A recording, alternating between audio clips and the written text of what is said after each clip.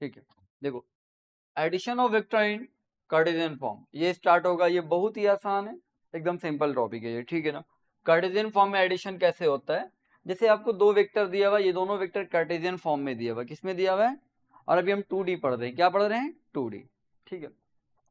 दो वेक्टर है, दोनों कार्टेशियन फॉर्म में। अब अगर दोनों वेक्टर को ऐड करना है, ठीक है, दो वेक्टर है, दोनों कार्टेशियन फॉर्म में दिया हुआ है, आई कैप जे कैप में दिया हुआ है, कार्टेशियन फॉर्म में दिया हुआ है, दोनों वेक्टर को ऐड करना, vector A plus vector B. Simple rule ये कहता है कि वेक्टर ए की जगह पे ए और वेक्टर बी की जगह पे बी को रखेंगे, और आई को आई के साथ जोड़ देंगे, और जे को जे के साथ क्या करेंगे, जोड़ देंगे। ये हमारा सिंपल रूल कहता है। आई बात समझ में, यही हमारा क्या हुआ, रिजल्टेंट हो गया, यही आपका क्या हो गया, एडिशन ऑफ वेक्टर। क्लियर है यहाँ पे।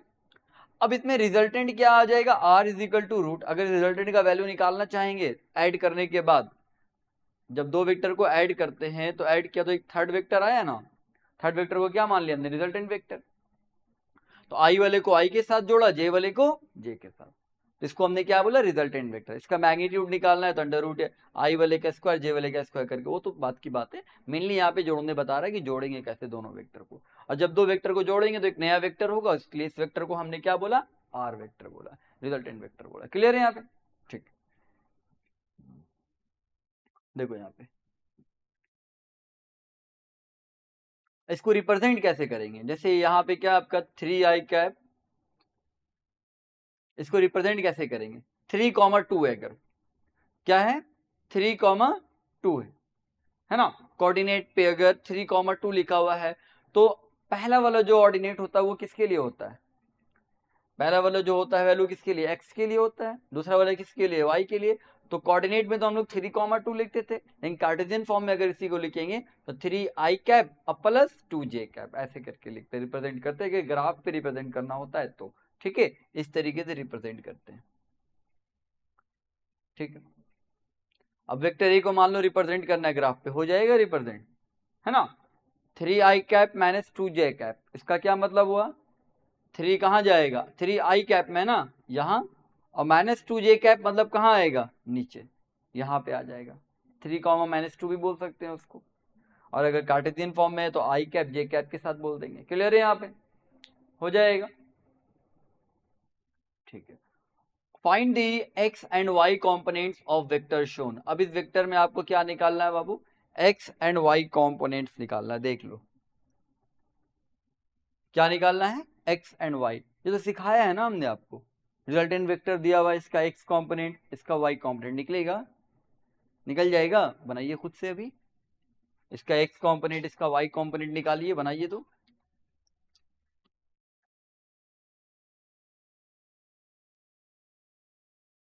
पानी है क्या।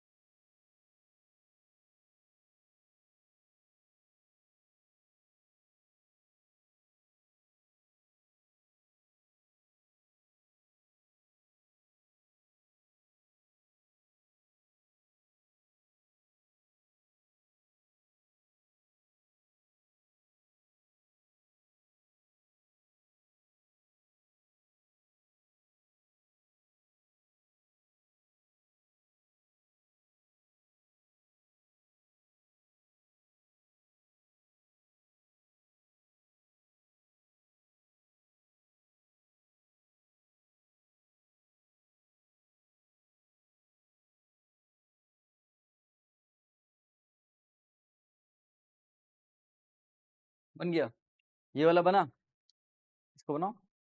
इसमें देखो क्या है, इसमें आपका वेक्टर ऊपर जा रहा, मतलब वेक्टर एक्स एक्सिस के साथ कितना बना रहा, 90, थीटा आपका क्या होगा 90।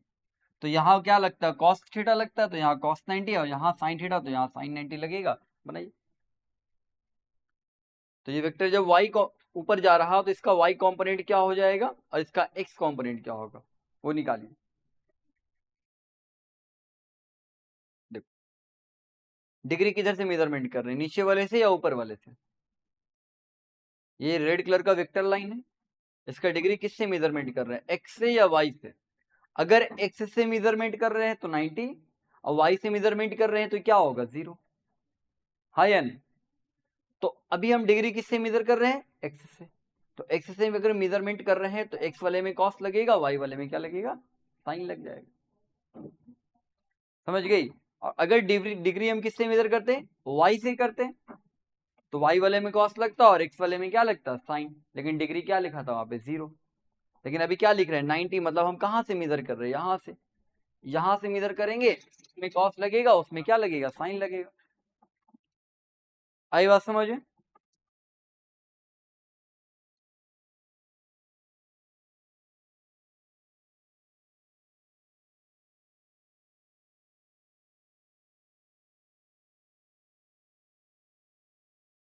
इसमें कॉस लगा, उसमें क्या लगा, साइन लगा। नहीं आया समझे।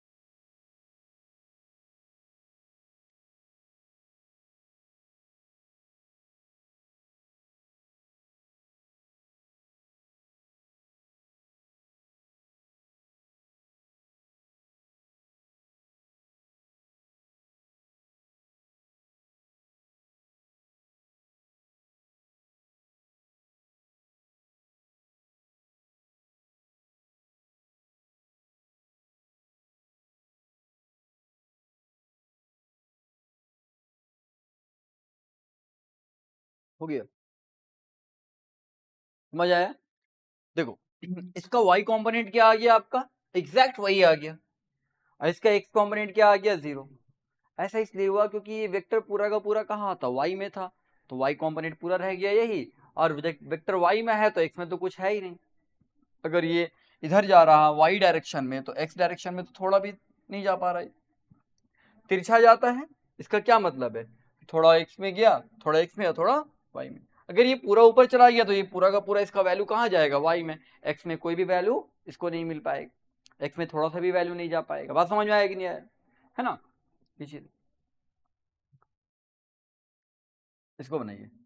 अभी देखो ये पूरा पूरी कहाँ है, x के डायरेक्शन में, तो y में तो इसका क्या आएगा, 0 आएगा। ठीक है ना, बन जाएगा। बनाइए।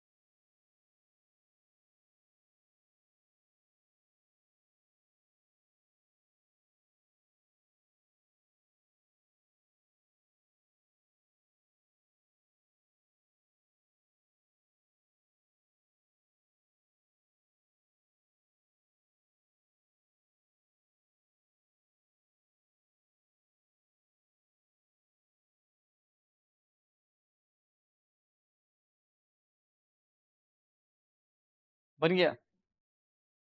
जो भी आएगा पूरा पूरी कहाँ आया, एक्स में आया, वाई में 0 आ गया। क्लियर है यहाँ पे? क्या लिया आपने ये बताइए। थीटा क्या रखा, 0 या थीटा 90 रखा? 0 रखा तो एक्स से रखा है ना। तो एक्स से मेजरमेंट किया आपने, वाई से करते तो 90 आता। एक्स से किया है तो एक्स वाले में क्या लगेगा, कॉस, और वाई वाले में क्या लगेगा, साइन लग जाएगा। आई बात समझ में? ठीक है। हाँ, अगर एक वाई से मेजर करते तो वाई वाले में क्या लगता, कॉस, और एक्स वाले में क्या लग जाता, साइन लग जाता। ठीक है ना। अब देखिए यहाँ पे ये डिग्री आपको किससे दिया हुआ है, वाई से दिया हुआ है या एक्स से दिया हुआ है? ये डिग्री वाई से दिया हुआ है, तो इसके वाई कॉम्पोनेंट में क्या लगेगा, कॉस, और एक्स कॉम्पोनेंट में क्या लगेगा, साइन। उल्टा हो जाएगा, वाई कॉम्पोनेंट में क्या लगा दिया, कॉस लगा दिया, और एक्स कॉम्पोनेंट में क्या लगा दिया, साइन। चूंकि डिग्री कौन सा ले रहे हैं, वाई से सटा हुआ डिग्री ले रहे हैं। लेकिन अगर एक्स से सटा हुआ डिग्री लेंगे तो एक्स वाले में कॉस, वाई वाले में साइन। सिंपल सा बात है, जिससे सटा हुआ डिग्री रहेगा उसमें कॉस लगेगा और दूसरे वाले में क्या लगेगा, साइन लग जाएगा। आई बात समझ में? बनाइए इसको।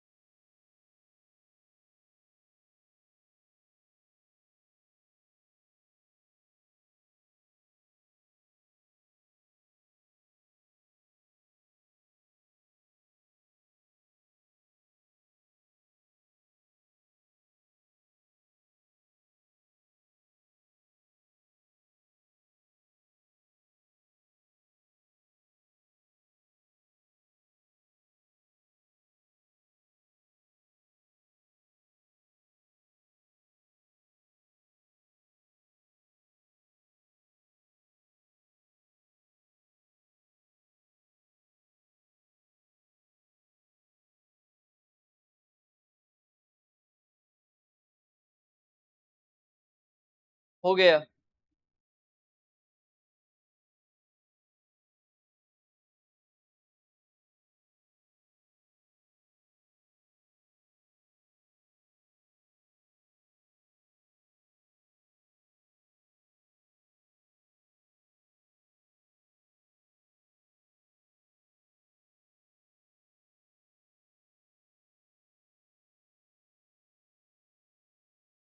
हो गया। देखो फिर ये कार्टेशियन फॉर्म में लिखा हुआ है, चाहोगे तो लिख दो, कार्टेशियन फॉर्म में लिख सकते हैं। कॉम्पोनेंट में तोड़ के F X plus F Y, X के साथ आई कैप, वाई के साथ जे कैप। तो कार्टेशियन फॉर्म में लिख, मेन मेन हम जो इसको तोड़ रहे हैं ना वाई और एक्स में, इसी के लिए तोड़ ही रहे हैं, ताकि हम इसको तोड़ने के बाद कार्टेशियन फॉर्म में लिख सके, है ना। एफ इजिकल टू क्या आएगा, एफ का एक्स कॉम्पोनेंट प्लस एफ का वाई कॉम्पोनेंट। तो एफ का एक्स कॉम्पोनेंट क्या है बताइए, 10, तो 10 आई कैप, और एफ का वाई कॉम्पोनेंट क्या है, 10√3, 10√3 जे। देखो ये जो हम पढ़ रहे हैं ना, ये आगे आने वाले चैप्टर में हेल्प होगा। अभी आपको उतना नहीं समझ में आ रहा होगा क्यों पढ़ रहे हैं, किस लिए पढ़ रहे हैं। आगे जो इसके बाद चैप्टर स्टार्ट होगा उसमें इसका ये समझ लो एक तरह का मैथ्स है ये, और कुछ नहीं है, समझ गए ना। ये कैलकुलेशन बताएगा हम लोग को आगे, जो हम लोग थ्योरी पढ़ेंगे ना वहाँ हेल्प करेगा हम लोगों को। ठीक है, जब पढ़ेंगे थ्योरी तो बहुत अच्छे से समझ में आएगा, बट अभी लेकिन फिलहाल कम से कम बनाने आ जाना चाहिए आपको। क्वेश्चन रहे तो बनाने आ जाना चाहिए, आगे सब कुछ क्लियर हो जाएगा। ठीक है, क्लियर है यहाँ पे? अब देखो यहाँ पे क्वेश्चन दिया हुआ, बनाइए तो ये सब क्वेश्चन आप लोग ट्राई कीजिए तो।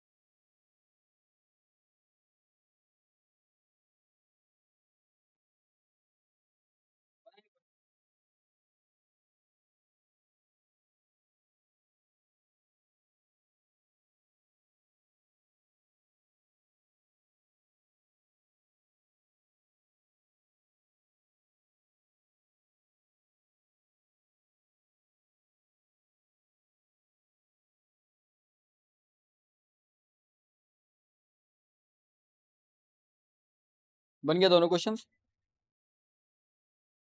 या एक भी नहीं बना?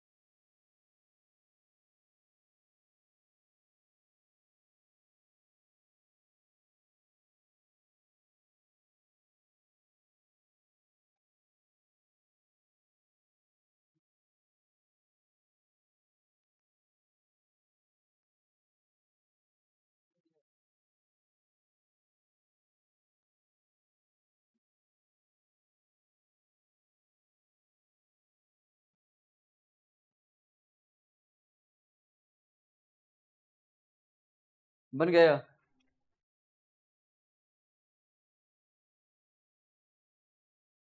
बन गया जी, दोनों क्वेश्चन बन गया। तो ये बना सिर्फ, ये नहीं समझ आ रहा? और दूसरा पूरा पढ़ोगे तब समझ आएगा। अब पूरा पढ़ो। A man row a boat with speed of 18 kilometre per hour in the north west. कहाँ जा रहा? नॉर्थ वेस्ट डायरेक्शन में। द शोर लाइन, देखो पहले तो नॉर्थ वेस्ट में जा रहा है, डायरेक्शन बना लेना पहले। शोर लाइन कहते हैं बाबू किनारा को, किनारा को कहते हैं शोर लाइन, ठीक है ना। कहाँ जा रहा? नॉर्थ वेस्ट, यहाँ जा रहा, ठीक है। The shore line an angle of 15 degree south west, ठीक है। शोर लाइन जो है साउथ वेस्ट में कितना डिग्री बना रहा है बाबू? 15 डिग्री। ये जो आपका शोर लाइन है, ये किनारा है, ठीक है, ये आपका कितना डिग्री बना रहा है? 15 डिग्री। आगे पढ़ते हैं। Obtain the components of the velocity of the boat, boat का वेलोसिटी निकालना है along the shore line perpendicular to the shore line. चलिए, पहले तो आपसे कहा कि जो बोट जा रहा है वो आपका नॉर्थ और वेस्ट में जा रहा है, मतलब नॉर्थ वेस्ट के एकदम बीच में जा रहा है। ब्लैक कलर का जो लाइन है ये बोट लाइन, बोट का है ये, ठीक है ना। एकदम बीच में जा रहा है, मतलब 45 डिग्री बनाते हुए जा रहा है। कितना बनाते जा रहा है? और इसका वेलोसिटी 18 किलोमीटर पर आवर। अब इस बोट का आपको दो कंपोनेंट निकालना है, वो दोनों कंपोनेंट नॉर्थ और वेस्ट में नहीं निकालना है।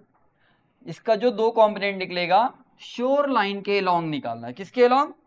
मतलब एक कंपोनेंट इसका शोर लाइन पे निकालना है और एक कंपोनेंट इसका शोर लाइन के परपेंडिकुलर निकालना है। तो हमने क्या किया, एक कंपोनेंट शोर लाइन, ये शोर लाइन बाबू किनारा हुआ, क्या हुआ? ये किनारा। किनारा जो है आपके वेस्ट से कितना डिग्री बना रहा है? 15 डिग्री। ये बना रहा है 45 डिग्री। तो जो आपका बोट है वो शोर लाइन से कितना बना रहा? 60 डिग्री। तो इस बोट का जो वेलोसिटी है वो शोर लाइन से कितना डिग्री है? 60 डिग्री पे है। तो बोट की वेलोसिटी का आपको एक कंपोनेंट ये वाला निकालना है और इसका आपको एक कंपोनेंट कौन सा निकालना है? कौन सा निकालना है? ये नहीं निकालना है, शोर लाइन के परपेंडिकुलर। मान लो ये परपेंडिकुलर है, ये कंपोनेंट निकालना है। कुछ समझना बढ़िया है, एकदम इजी, कुछ हार्ड नहीं है। हम इसको डायग्राम बनाएंगे हुए फिर से बता रहे हैं। देखो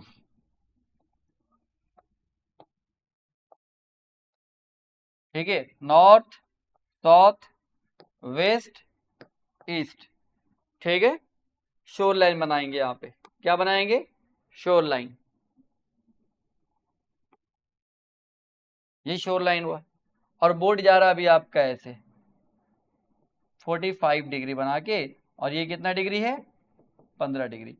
टोटल मिला के कितना हो गया? 60 डिग्री। ये बोट का वेलोसिटी, ठीक है। और ये शोर लाइन, शोर लाइन कितना डिग्री बना रहा? 15 डिग्री।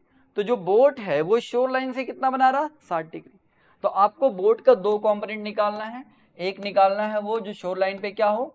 शोर लाइन के अलोंग हो। इस बोट का एक कंपोनेंट कहाँ? शोर लाइन के अलोंग निकालना, ऐसे यहां निकालना। और एक कंपोनेंट निकालना जो शोर लाइन के क्या हो? परपेंडिकुलर, है ना। एक कंपोनेंट जो शोर लाइन के परपेंडिकुलर और एक कंपोनेंट जो शोर लाइन के अलोंग होगा। आई बात समझ में? तो वही चीज यहाँ पे दिखाया हुआ है ना। एक कंपोनेंट जो शोर लाइन के क्या है? परपेंडिकुलर, और एक कंपोनेंट शोर लाइन के अलोंग। तो हमने इसको क्या लिखा? Velocity along shore line, VA। Velocity perpendicular to shore line, ये वाला हो गया velocity perpendicular to shore line. तो वेलोसिटी अलोंग शोर लाइन क्या हो जाएगा, है ना। थीटा किससे सटा हुआ है? ये थीटा हो गया। किससे सटा हुआ है? शोर लाइन से सटा हुआ है, शोर लाइन के परपेंडिकुलर वाले लाइन से सटा हुआ है। थीटा किससे सटा हुआ है? थीटा किससे सटा हुआ है? थीटा सटा हुआ आपका शोर लाइन से। कितना डिग्री? 60 डिग्री। तो क्या हो जाएगा यहाँ पे? हो जाएगा ना VS बराबर वेलोसिटी अलोंग शोर लाइन, क्या हो जाएगा? V cos कितना है बाबू? 60। V cos 60। और यहां वाले में क्या लगेगा? ये थीटा से दूर वाला है ना, इसमें क्या लगेगा? V sin 60। तो यहाँ पे V velocity along shore line क्या लिखा? V cos 60। V का वैल्यू दिया हुआ है, cos 60 रखा, ये आ गया। Velocity perpendicular to shore line V sin 60, है ना। तो क्या आ जाएगा? V दिया हुआ है 18 और sin 60 का वैल्यू √3/2 करके निकाल लिया। बस यही निकालना था। बताइए समझ आया कि नहीं आया? कंपोनेंट ही निकालना था, लेकिन एग्जैक्ट नॉर्थ और वेस्ट में नहीं निकालना था, इस बार दूसरे कंपोनेंट में निकालना था। तो किसी भी वेक्टर को हम दो कंपोनेंट में तोड़ सकते हैं, बस वो दोनों कंपोनेंट आपस में परपेंडिकुलर होना चाहिए। जैसे ये परपेंडिकुलर है तो निकल गया। अच्छा, इसी वेक्टर का कंपोनेंट आप इस पे और इस पे भी निकाल सकते हो, है ना, इस पे और इस पे भी निकाल सकते हो, इस पे भी। क्यों? क्योंकि ये दोनों आपस में क्या है, परपेंडिकुलर। अभी आपने इस पे और इस पे निकाला, इस पे और इस पे निकाला, क्यों? क्योंकि ये दोनों आपस में क्या है, परपेंडिकुलर है। बात समझ में आया कि नहीं आया? क्लियर है यहाँ पे?